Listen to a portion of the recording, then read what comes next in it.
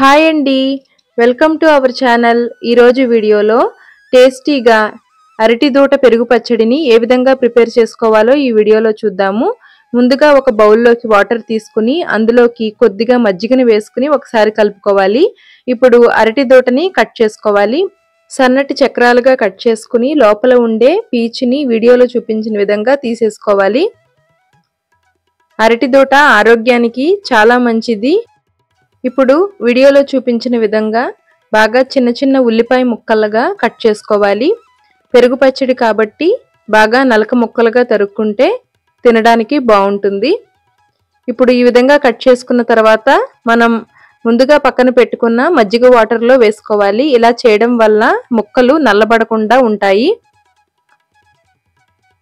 ఈ విధంగా కట్ చేసుకున్న తర్వాత పెరుగు పచ్చడిలోకి అల్లం పచ్చిమిర్చి పేస్ట్ని తయారు చేయడం కోసం అల్లం ఇంకా పచ్చిమిర్చి ముక్కల్ని మిక్సీ జార్లోకి తీసుకుని మిక్సీ చేసుకోవాలి.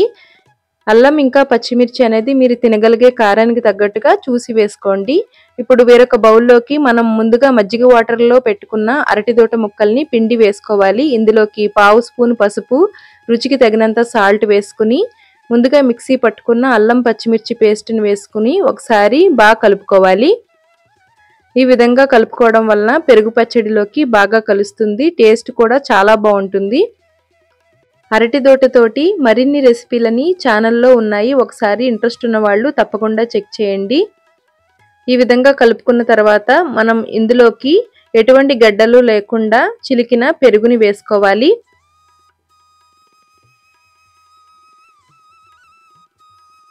ఇప్పుడు ఒకసారి బాగా కలిసేలాగా కలుపుకోవాలి.